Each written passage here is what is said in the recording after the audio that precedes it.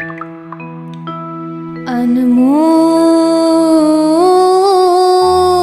वचन। महाराज जगन्नाथपुरी तो चल के ਵੱਖ-ਵੱਖ उस इलाके के थावां दे विच जाके सच का उपदेश दृढ़ करवाउंदे रहे। इतिहास के अनुसार सतगुरु साहब जी कुड़प्पा गए, जिथे उस वक्त इदां दे लोग रहिंदे सन ਜਿਹੜੇ बाकी चीज़ों नूं छड्ड ਜਿਹੜਾ मनुੱਖਾਂ नूं मार के खा जाते सन। दरअसल जिस वक्त भारत दे विच आर्यन लोग आए, उन्हां आर्यन लोगों के आउण करके ਜਿਹੜੇ इत्थों के मूल लोग सन, जिन्हां नूं द्रव कहा जाता सी, जिन्हां लोगों ने आर्यन लोगों की अधीनगी स्वीकार की, उन्हां नूं इत्थे वैश ते शूद्र कह कह के, नीच कह कह के दुरकारिया गया। तो जिहड़े लोगों ने उन्हां आर्यन लोगों की अधीनगी स्वीकार नहीं की, वो जंगलों के विच जाके डेरा ला के बैठ गए। उत्थे रह के उन्होंने शिकार खेडने शुरू कर दिते। उन्होंने भील कहा जान लग्या। असल विच भील उन्हां दी बोली दे विच तीर कमान नूं कहा जाता है, जिहड़े बहुत वधिया तीर चलाउंदे सन, शिकार करके अपने पेट की पूर्ति करते सन। पर उन्हां दे अंदर एक गुस्सा भी सी, एक खिच भी सी। वो गुस्सा किस गल दा है कि आर्यन लोगों ने धक्के नाल साडे इलाके दे उपर कब्जा कर लिया है, और सच ये है वो आज़ादी लेना चाहते सन और आज़ादी पसंद लोग सन, पर तरीका गलत पकड़ लिया। की पकड़िया कि जे कोई भुलिया होया आर्यन जंगल विच आ जांदा ते वो लोग तल के उन्होंने मार के ते खा जाते सन। इन्ना भयानक गुस्सा जिहड़ा उन्हां दे अंदर सी। गुरु नानक साहब महाराज नाल भाई मरदाना जी उन्हां भील लोगों के इलाके दे विच गए। सतगुरु जी ने कीर्तन किया, भाई मरदाना जी ने रवाब वजाई। वो बहुत सारे भील लोग इकट्ठे होकर सतगुरु की शरण में आए। महाराज का जहो जलाल वाला चेहरा तकिया, मुबारक बचन सतगुरु दे सुने। उन्हां दे अंदर नूं ठंड पई, शांति मिली, ते वो सतगुरु गुरु नानक साहब महाराज जी दे कोलों सच का उपदेश लेंदे रहे। इत्थे ही रहिंदियां होइयां भाई मरदाना जी किते माड़ा जिहा उस इलाके दे विचों इधर उधर खिसके कि उन्हां नूं उस वक्त इत्थों दा एक जिहड़ा सब तो वड्डा भीलां दे विचों मुखी गिणिया जांदा सी, उहनूं कौडा कहा जांदा सी। सिख इतिहास विच बच्चा बच्चा कौडा राक्षस करके जानदा है। राक्षस नहीं, भाव वो भील लोग सन। राक्षस आर्यन लोगों ने बना के उन्होंने प्रचारिया, भाव लोगों के विच एक भैड़ा उन्हों का जिहड़ा विहार वो लोगों के विच प्रचारिया गया।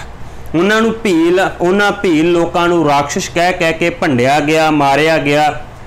तो वो असल विच आज़ादी पसंद लोग सन, जिहड़े जंगलों विच बैठ के अपनी आज़ादी की खातर लड़ रहे सन, जिन्हां ने आर्यन लोगों की अधीनगी स्वीकार नहीं सी कीती। उस कौडे ने गुरु नानक साहब महाराज जी के प्यारे साथी भाई मरदाना जी नूं पकड़िया। पकड़ के जो कुछ आम लोगों नाल करदा सी, जिवें वो लोगों नूं मारदा सी, जिवें वो लोगों नूं खा जांदा सी, यही कुछ भाई मरदाना जी दे नाल करदा। गुरु नानक साहब महाराज मरदाना जी नूं लभदियां उस कौडे दे कोल चले गए। जदों सतगुरु दा जहो जलाल वाला चेहरा तकिया, जदों गुरु नानक साहब महाराज जी दे मुख ते रब्बी नूर तकिया, वो कौडा जिहड़ा हैरान रह गया। उन्हें सतगुरु का पावन पवित्र उपदेश सरवण किया। कुछ इतिहास इत्थों तक कहते हैं कि सच है कि उहदे कोल शीशा सी, जिहदे नाल आम लोगों नूं वेखदा ते वो कुत्ते बिल्ले नज़र आउंदे सी। जदों उन्हें गुरु नानक साहब महाराज नूं तकिया ते महाराज मनुख नज़र आए। वो शीशे का भाव कि आम जिन्ने संसार दे लोग है उन्हां दे अंदर ये बिरती है। कोई कुकर वांग नज़र आउंदा है, कोई किसी होर जानवर की तरह नज़र आता, क्योंकि उन्होंने कर्म दसदे है। सतगुर ने कहा ये जिहड़ा मन है ना, कदे इनू सतगुर ने गधा कहा गुरबाणी अंदर, कदे सतगुर ने इस मन नूं मौंकी कहा गुरबाणी दे अंदर, कदे सतगुर ने इस मन नूं हिरन कहा बाणी दे अंदर। भाव कि इस मन के लक्षण किवें दे है, जिवें दे लक्षण हैं उवें दा सतगुर ने इस मन नूं कहा है। उस कौडे ने भी वेख्या कि आम लोग किसी दे विच कूकर वाले लक्षण नज़र आउंदे है, किसी विच कोई लक्षण नज़र आउंदे है, लेकिन गुरु नानक साहब महाराज मनुख की तरह नज़र आउंदे, क्योंकि सतगुरु विच मनुखा वाले गुण हैं, रब्बी गुण हैं। जदों सतगुरु का जहो जलाल वाला चेहरा तक्या, महाराज ने उन्होंने उपदेश बख्शिश किया। सतगुरु कहन लगे किहड़ा तरीका पकड़िया है कि जींदे मनुखा नूं तल के खा जाना है, तेरे अंदर कोई दया नहीं है। महाराज जी ने उन्होंने पावन पवित्र उपदेश दिता, उन्होंने सच दे मार्ग दे उपर लैके आंदा। और ये सच है गुरु नानक साहब महाराज जो कारज करते पे सन, जेड़ा नानक राज चलाया सच कोट सतानी नीम दे, जेड़ा सच दे राज का सफ़र से उहदे विच उस कौडे नूं भी शामिल किया, धर्मी पुरुष बनाया, वो धर्म के मार्ग ते चलिया ते वो सच दे मार्ग ते चल के लोकां नूं भी पावन पवित्र उपदेश देन लग गया। सतगुरु साहब जी ने कौडा ते उहदे नाल दे भील जाति दे जिन्ने लोग सन उन्हां दा उद्धार किया। गुरु नानक साहब महाराज रमेश्वर दे मंदिर विच गए, जिथे लोग तरह तरह की पूजा दे विच उलझे हुए सन, जिथे लोग जो इत्यादिक तरीके दे नाल मूर्तियां दी पूजा करते पे सन। सतगुरु ने उन्होंने पावन पवित्र उपदेश दृढ़ करवाया।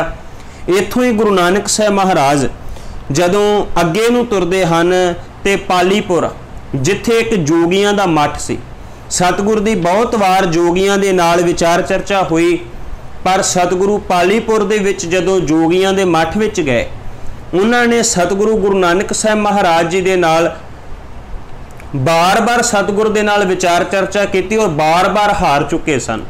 उन्होंने सतगुरु नूं परखण वास्ते एक तिल दिता। कहन लगे नानक जी तुसीं आखदे हो कि आपां नूं वंड के छकना चाहिए है, ते नानक जी जे वंड के छकना चाहिए है ते आ एक तिल लो, आपां जिन्ने बैठे ना सारियां दे विच वंड दिओ। गुरु नानक साहब महाराज कहन लगे ठीक है। महाराज ने वो तिल पकड़िया, उन्होंने कूंडे दे विच डंडे दे नाल सतगुरु ने रगड़िया, उहदे विच पानी पाया, पानी पा के रगड़ के उस तिल नूं वधा के ते चुली चुली सतगुरु साहब ने सारियां नूं पिया दिता। वो जेड़े सिद्ध लोग जोगी लोग सन वो बड़े हैरान हुए। गुरु नानक साहब महाराज ऐसा कारज करन वाले दुनिया के लोगों नूं ते सिद्ध ते जोगी लोग हरा सकते सन, पर गुरु नानक साहब महाराज जी के सामने उन्हां दी कोई पेश ना गई। मेरे सतगुरु इस रमेश्वर के मंदिर तो अगे नूं चले ते सतगुरु संगला दीप गए, जिन्हों श्रीलंका भी कहा जाता है, जिन्हों वो जेड़ा एक समुंदर दे विच निक्का जिहा टापू है और कुछ उहदा सफ़र जेड़ा जहाज़ के उपर भी तय करना पैंदा है। गुरु नानक साहब महाराज संगला दीप गए। जाण दा कारण की है, आपां पिछे भी जिक्र किया सी कि गुरु नानक साहब महाराज नूं 1505 ईस्वी दे विच सुल्तानपुर लोधी की धरती के उपर उन्हां दा सिख मिलिया सी, जिहड़ा मनसुख है। मनसुख गुरु नानक साहब महाराज का सिख बनया। वो वपार करने वास्ते दूर दूर तक जाता है और वो वपार करने वास्ते संगला दीप भी जाया करता सी। उत्थों दे राजे शिवनाभ तक उहदी पहुँच सी।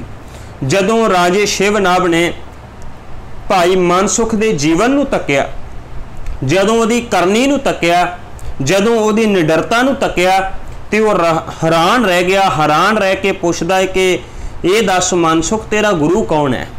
ते उस वक्त भाई मनसुख कहंदे मेरा गुरु गुरु नानक साहब महाराज है। कहंदे तेरे विच इन्ने वधिया गुण है, तू इन्ने चंगे आचरण वाला है, फिर तेरा गुरु किवें दा होएगा? मैं भी चल तेरे नाल अपना राज भाग छड्ड के उस गुरु नानक साहब महाराज की शरण में जाना चाहुंदा हाँ। ते उस वक्त भाई मनसुख जी कहन लगे, कहंदे नहीं राजन, गुरु नानक साहब महाराज आप किरत विरत करन दा उपदेश दिंदे है, छड्डण दा कोई उपदेश नहीं दिंदे।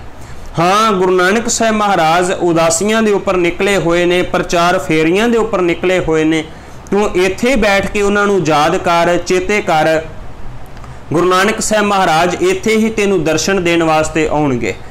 वो गुरु नानक साहब महाराज नूं दिन रात याद कर रहा सी, चेते कर रहा सी कि हे नानक जी किसी वेले मैनू भी आण के अपना उपदेश अपना बख्शिश करके मैनू भी निहाल कर देवो।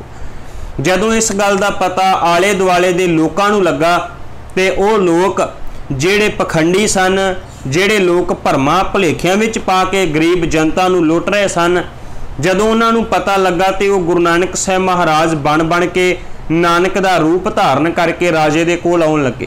की कारण है कि ना उस वक्त वो सोचन लगे कि राजे दे कोल जाना है तो जे राजा साडा चेला बन गया बहुत सारे पैसे मिलणगे। पैसों की खातर आउण लगे।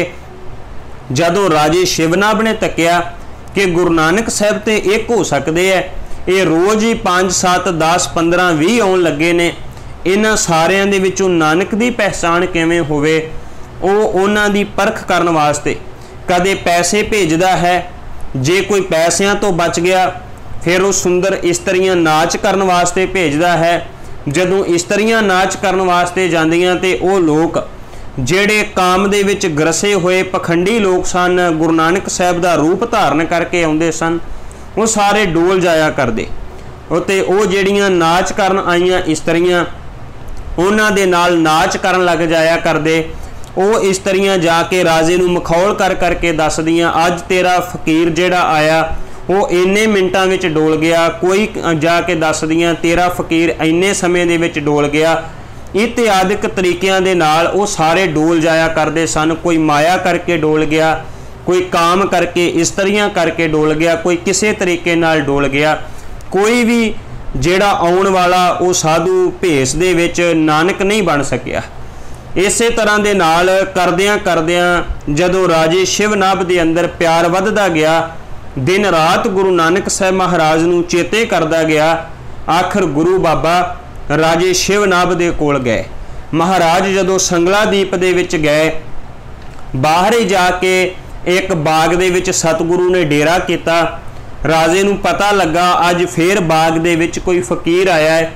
उन्हें पहला बहुत सारे हीरे मोती माया सोना चांदी भेजिया कि ये लैके शायद चलिया जाऊगा, भाव कि जे पैसों दे करके आया होया तो पैसे लैके चलिया जाऊगा।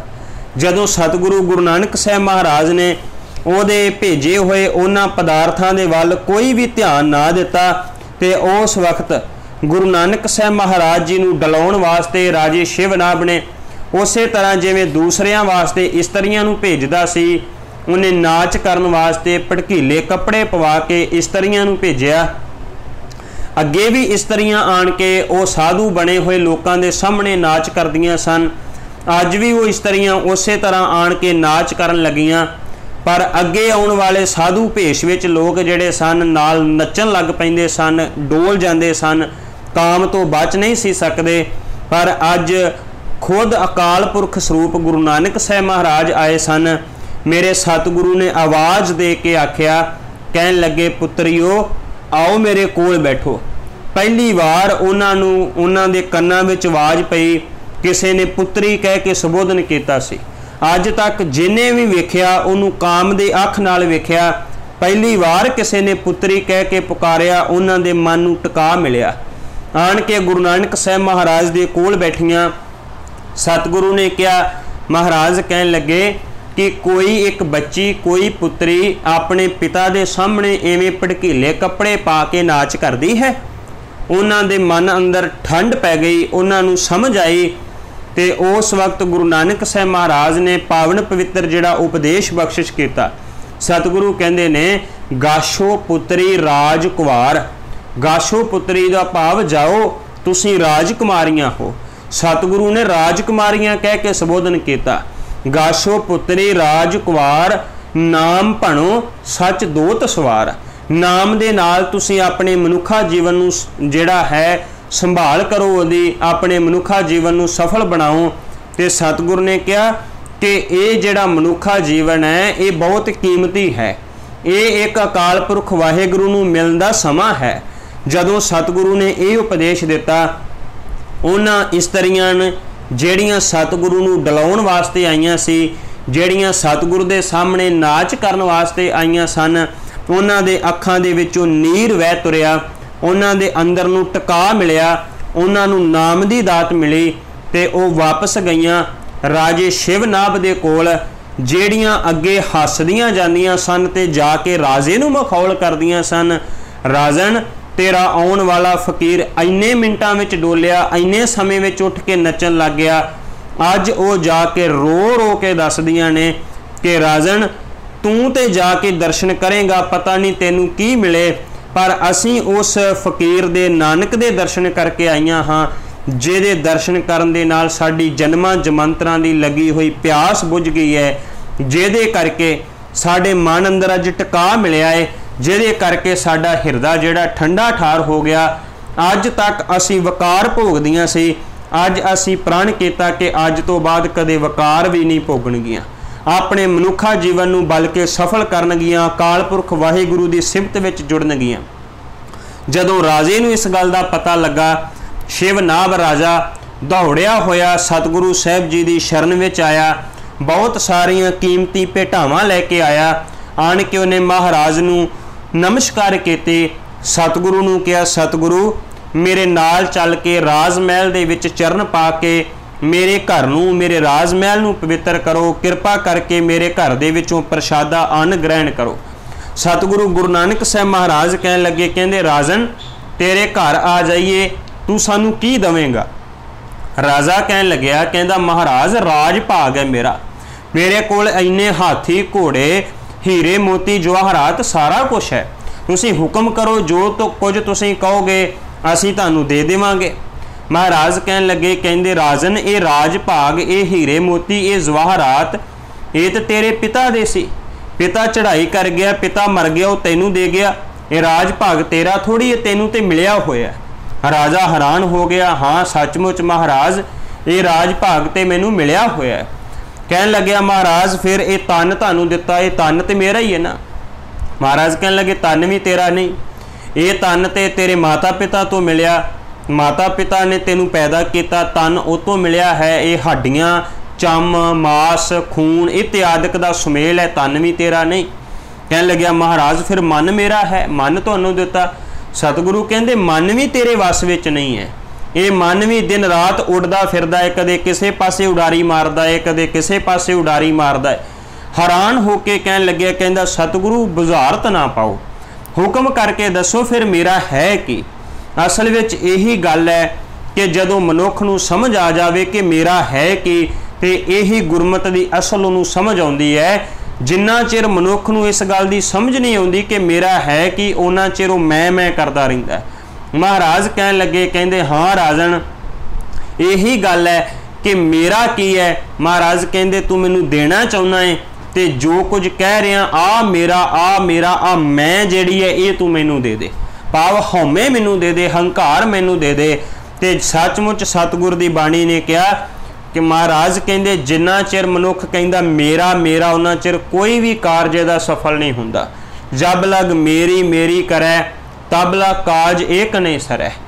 इथों तक भगत रविदास साहब कहंदे ने, जब हम होते तब तू नाही, अब तू ही मैं नाही। जिन्ना चिर मनुख दे अंदर हंकार हुंदा है, मनुख कहंदा मैं हाँ, उन्ना चिर मनुख दे अंदर अकाल पुरख नहीं आ सकदा। ते जदों मैं खत्म हो गई, उदों अकाल पुरख अपने आप अंदरों प्रगट हो जाता है। मैं छड्डिया तू परमात्मा पैदा हुंदा है। ते इसे करके गुरु नानक साहब महाराज कहंदे राजन ये हौमे जिहड़ी है, मैं जिहड़ी है तू मेरे हवाले कर दे। उन्हें सचमुच सतगुरु नूं हौमे देण दा प्रण किया, मैं छड्डी। सतगुरु साहब ने उहदे घर विच जाके चरण पाए। बहुत लंमेरा समा सतगुरु उत्थे रहे। गुरुदेव ने उत्थे पावन पवित्र उपदेश बख्शिश किया। उपदेश दे के क्या राजन ये गरीब गुरदे लोग जिहड़े हन, इन्हां नूं पालना, इन्हां दी हर समस्या नूं सुनना, इन्हां नूं रोटी देनी, ये सारा तेरा फर्ज बनता है। अपने फर्जां दे विच रहना। वो राजा कहन लग्या महाराज इस आले दुआले दे राजे जिहड़े हन वो सारे मैनू मारना चाहुंदे हन, इन्हां सारियां तो मैनू खतरा पैदा हुंदा है। सतगुरु साहब जी ने वो सारे राजे जिहड़े सन उन्होंने भी सच का उपदेश दिता। ते वो संगला दीप के आले दुआले दे 18 राजे सारे दे सारे गुरु नानक साहब महाराज की शरण में आए। सतगुरु ने उन्होंने सारियां नूं उपदेश दिता। कह सकते हैं कि गुरु नानक साहब महाराज की बख्शिश नाल दीवे तो दीवा इवें जगदा गया। भाई मनसुख तो राजे शिवनाभ तक ते शिवनाभ तो होर बहुत सारे गुरु नानक साहब महाराज जी दे एक तो एक करके सिख बनते गए। महाराज ने दूर दुराडे तक जाके सिक्खी दा पावन पवित्र उपदेश बख्शिश किया है। अनमोल वचन